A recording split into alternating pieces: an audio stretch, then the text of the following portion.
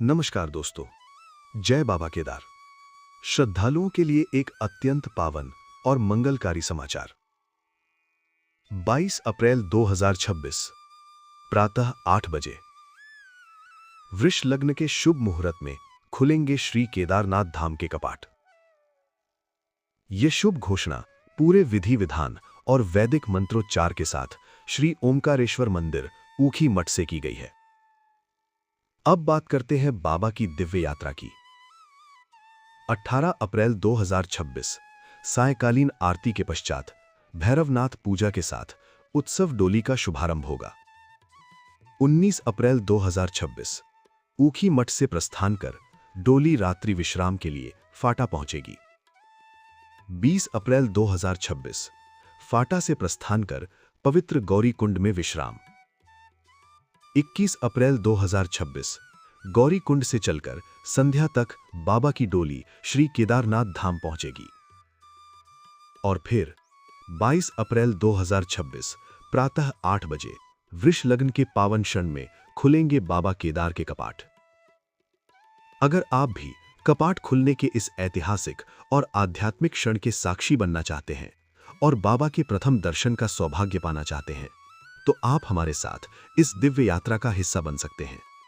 विशेष बात यह है कि आप ये पावन यात्रा सिर्फ 6,000 रुपए में कर सकते हैं।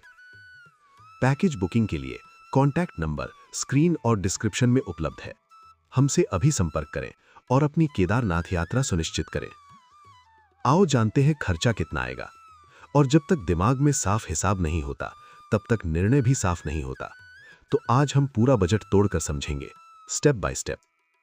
सबसे पहले एक जरूरी बात, केदारनाथ की यात्रा महंगी है या सस्ती, ये इस पर निर्भर करता है कि आप कैसे प्लान करते हैं। अगर आप बिना प्लान के जाएंगे तो खर्च ज्यादा लगेगा। अगर आप समझदारी से जाएंगे तो बजट कंट्रोल में रहेगा। सबसे पहले हम जान लेते हैं आपका ट्रैवल कॉस्ट क्या आने वाला है, आने और जाने का। सबसे पहले आप मान लीजिए आप दिल्ली से हरिद्वार जा रहे हैं, इसका कितना खर्चा आएगा। ट्रेन से 500 से 1000 रुपए प्रति व्यक्ति एक तरफ का। बस से 500 से 1500 रुपए एक तरफ का। अपनी कार से फ्यूल प्लस टोल लगभग 5000 से 8000 रुपए राउंड ट्रिप। अगर फ्लाइट से देहरादून आते हैं तो 3000 से 7000 रुपए सीजन पर निर्भर। तो आप दिल्ली से हरिद्वार जाएंगे तो यह खर्च आता है कि ज्यादातर। अब आप हरिद्वार से सोनप्रयाग की ओर आगे की यात्रा करने जा रहे हैं, तो आपका कितना खर्च आएगा। अगर आप बस से सफर कर रहे हैं तो खर्च 600 से 1000 रुपए तक हो सकता है। लेकिन याद रखें कि पीक सीजन में बसों में बहुत भीड़ होती है, इसलिए अपनी बस ऑनलाइन बुक करना न भूलें। अगर आप ऑनलाइन बुक नहीं कर सकते तो ऑफलाइन हरिद्वार बस स्टैंड जाकर टिकट ले लें, नहीं तो आपको प्रॉब्लम हो सकती है पीकी सीजन में, क्योंकि उस टाइम काफी ज्यादा क्राउड होता है और टिकट के साथ साथ सीट भी नहीं मिलती। अगर आप बस नहीं लेते और टैक्सी लेते हैं तो इसका खर्च 1500 रुपए से 2000 रुपए तक हो सकता है। ये इस बात पर निर्भर करता है कि एक टैक्सी में कितने लोग यात्रा कर रहे हैं। और अगर आप प्राइवेट टैक्सी से यात्रा करना चुनते हैं तो खर्च काफी महंगा हो सकता है। इसका खर्च 5000 से 10,000 से 12,000 रुपए तक हो सकता है। ये इस बात पर निर्भर करता है कि आप कौन सी टैक्सी ले रहे हैं। और इस दूरी को तय करने में आमतौर पर कम से कम 8 से 10 घंटे लगते हैं।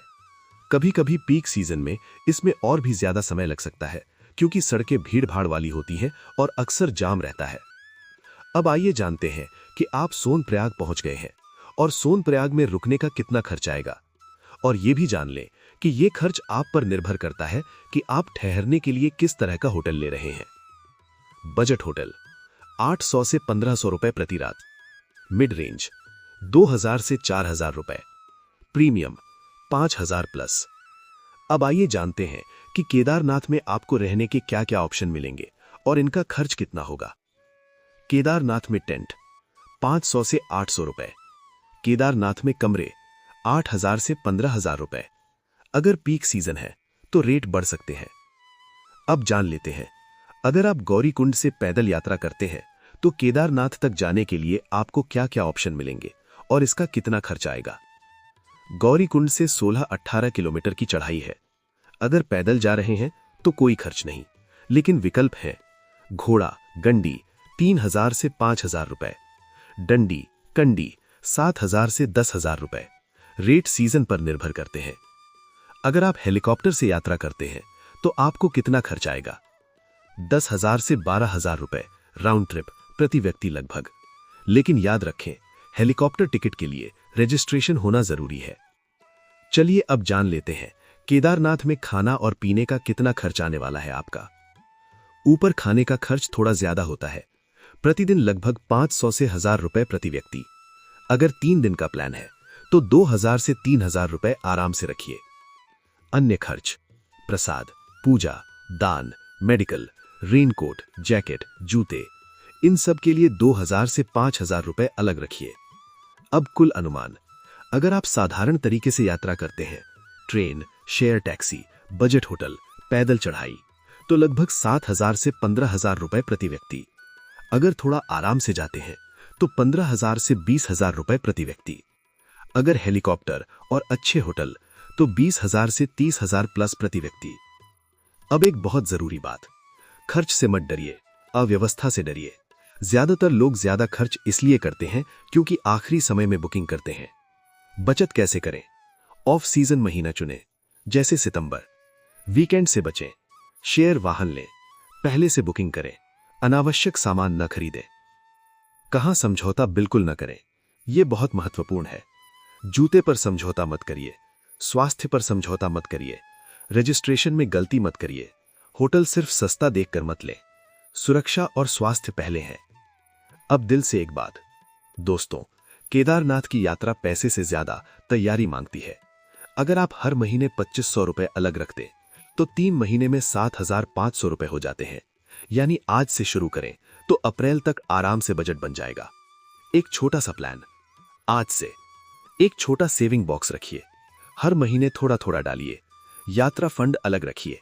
देखिए, सपना तभी पूरा होता है जब उसके लिए तैयारी शुरू होती है।